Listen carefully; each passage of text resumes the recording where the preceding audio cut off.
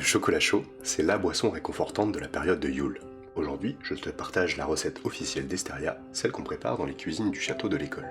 Et surtout, je te montre comment mettre un peu de conscience dans cette boisson magique qui rassemble les âmes sœurs. La neige est tombée sur l'île d'Esteria. Le froid s'installe, silencieux, sans faire de bruit. Dans les cuisines d'Esteria, c'est l'effervescence.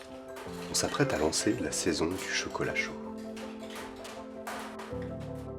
Avant de commencer la préparation, je me pose pour donner une intention à ma recette. C'est la base de la Kitchen Witchery. J'ai envie de faire un chocolat chaud qui permet de renforcer les liens entre deux personnes, que ce soit une amie sorcière, un ou une amoureuse, ou pour renforcer le lien parent-enfant pendant le goûter par exemple. Pour ça, c'est la carte du 2 de coupe qui accompagnera la confection de ce chocolat. Cette carte nous parle d'une relation équitable entre deux individus.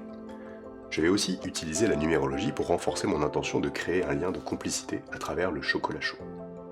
Le 2 d'abord, qui va symboliser cette fusion, cette connexion entre deux êtres. Je vais aussi utiliser le chiffre 5 qui représente le passage d'un état à un autre et la connexion entre ces deux mondes, le mien et celui de mon invité. C'est aussi le chiffre des 5 sens qui nous permettent de comprendre le monde qui nous entoure et d'être entièrement dédiés à la personne en face de nous. Pour ça, on utilisera le 5 dans le choix de nos ingrédients, et aussi l'étoile à 5 branches, ou le pentacle, pour sceller notre intention. Pour les ingrédients, on va rester simple.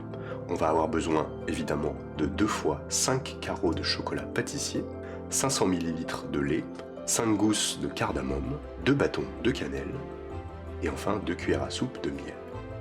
5 ingrédients qui vont nous permettre de créer ce chocolat magique. Quand on fait de la magie des fourneaux, le choix des ingrédients est primordial. On va les choisir pour leur vertu, certes, mais aussi pour la symbolique qu'ils représentent. Issu de l'amertume de la fève de cacao, le chocolat pâtissier va prendre une dimension douce et sucrée tout en conservant ses pouvoirs. En réduisant le stress et en agissant directement sur le cœur, il va permettre de favoriser l'amour et la joie.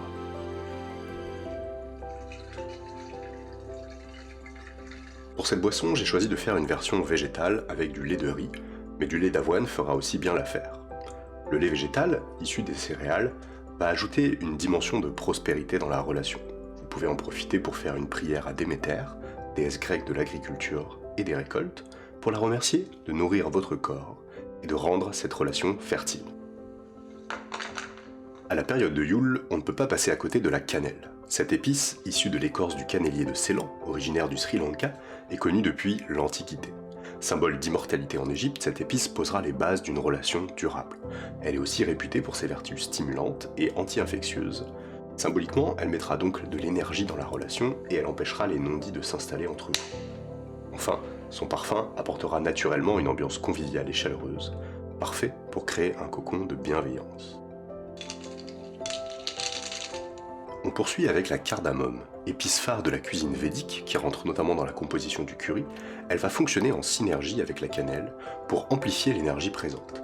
Et elle a surtout la capacité d'ouvrir les cœurs, d'apporter de la clarté et d'éveiller la joie et le sentiment d'amour. Parfait pour favoriser des conversations passionnantes d'âme à âme.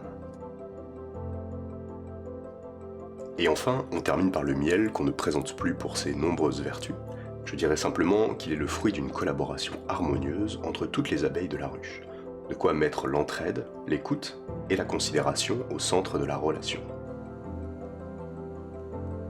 Avant de commencer notre recette, on va d'abord commencer par créer un cercle. Parce que oui, c'est pas juste une simple recette, c'est vraiment un rituel magique. Le cercle va nous permettre de créer un espace neutre dans lequel tout devient possible. Et pour ça, je vais utiliser le pentacle, qui représente le feu, l'air, l'eau, la terre, et un 5e élément qui va être la source de notre magie. Je trace au sein de mon cercle un pentacle en commençant par la pointe du haut et en descendant par la pointe de droite pour faire descendre ce qui est en haut, la matière spirituelle, dans mon cercle. Au moment où je trace ce cercle, il est très important de commencer à penser en permanence à mon intention, c'est-à-dire celle de créer des liens d'amitié forts entre deux personnes. Une fois mon cercle terminé, la recette est assez simple. Il suffit de mettre mon chocolat dans une casserole, d'ajouter un peu de lait et de mélanger pour faire fondre mon chocolat. Et encore une fois, je ne suis pas juste en train de faire une recette. Quand je mélange, il faut que je pense en permanence à mon intention pour insuffler cette intention dans ma recette. Une fois que le chocolat est fondu, je rajoute tout le lait, puis mes 5 gousses de cardamome, en ayant pris le soin de les ouvrir pour libérer toute leur saveur, et je les jette dans mon lait en récitant cette intention, que des liens forts soient créés. Enfin, je vais rajouter la cannelle. On peut prendre 2 bâtons de cannelle ou un bâton de cannelle qu'on aura coupé en 2. Je préfère cette option, symboliquement elle est plus intéressante, parce qu'elle me permet de prendre quelque chose qui a une unicité et de la partager entre 2 personnes. Et au moment où je coupe ma cannelle, je peux réciter cette intention, que l'unité soit partagée pour créer une belle amitié. Je vais maintenant laisser infuser 10 minutes, tout en remuant régulièrement. Et voilà, c'est tout, notre recette est terminée.